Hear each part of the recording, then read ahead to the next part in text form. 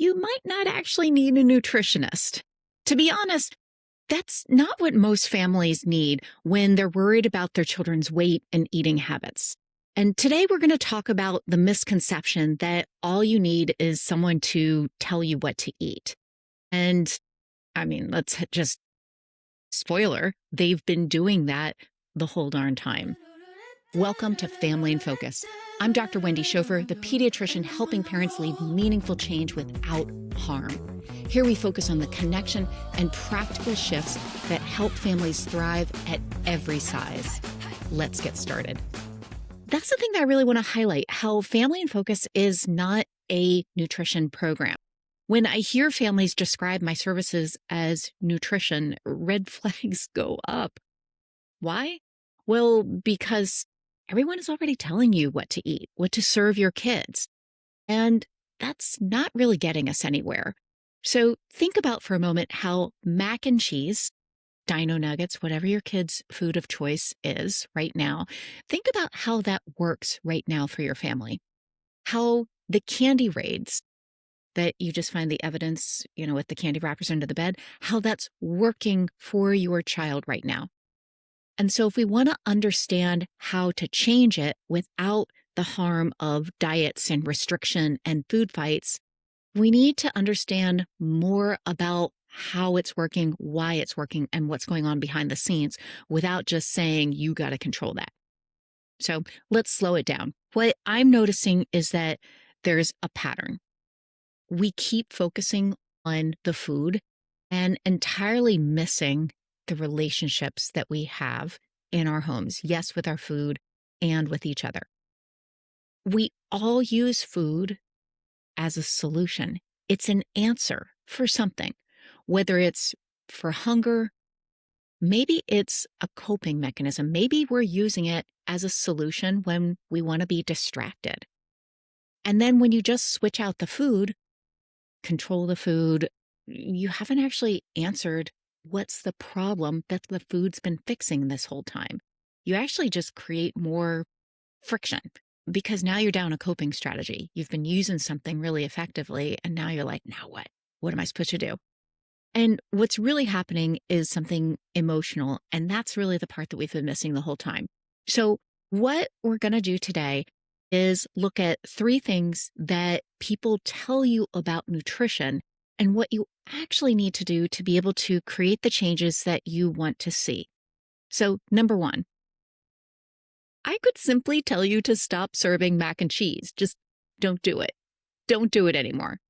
Well, the bigger question is, what are you going to do when your child melts down because their favorite food is poof, gone? That meltdown that inevitably happens, it makes sense. When a child has a favorite and then it's gone, it feels like their freedom just got pulled away. Their freedom is restricted. And of course, they know how to let you know about it. There's actually a name for this. So it's called psychological reactance. You don't have to get into all of the specifics of it, but just know that it's a natural, automatic defensive mechanism. It's a defensive reaction to feeling like your freedom is threatened. You feel pressured or told what to do, and you want to do the exact opposite, even when the advice is good for you. Think about that boyfriend that everybody told you that you should get away from. Yeah. And it made you want to hang out even more.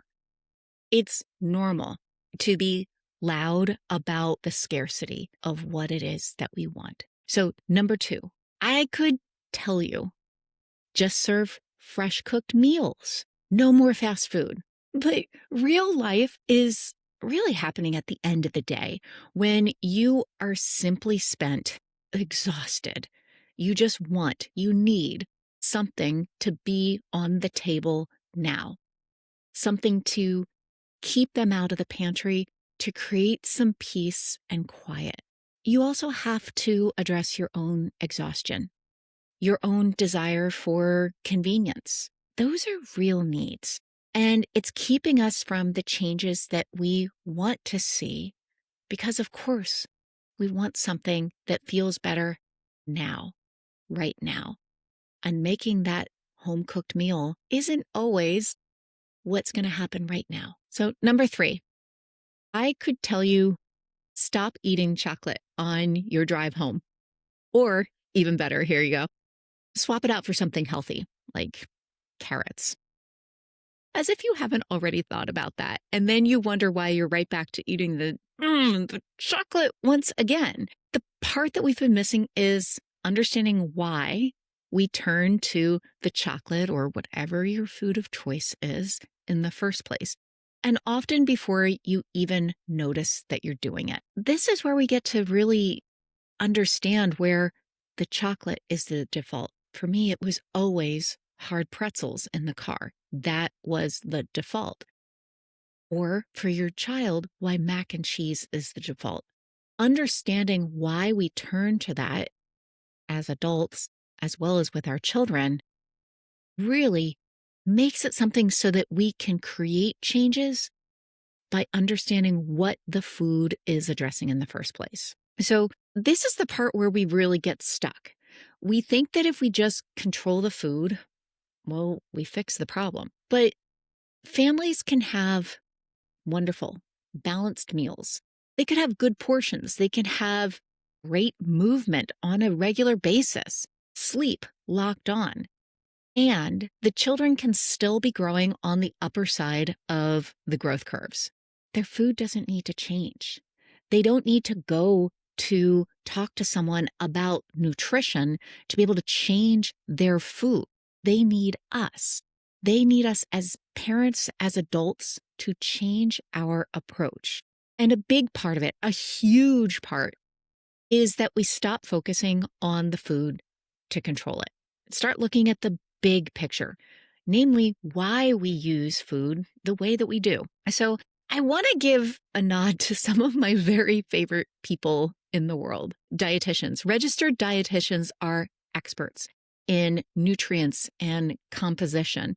They have real tools that help families understand nutrition and growth and daily requirements, weekly, monthly. Like they have such a wealth of expertise. And mine is emotions and behaviors, the stress, the relationships. Understanding those, bringing it all together, that's how we create change without harm. That's how we create change. If you're realizing that you want more help applying this in your own family, that's exactly why Family in Focus exists. So check out the show notes and find out more about the Family in Focus program, as well as my spots that are opening up next month. And hey, remember, while I'm a doctor, I'm not your doctor. This podcast is for education, not for medical advice. Take what fits, leave what doesn't, and be gentle with yourself as you lead change without harm for your family.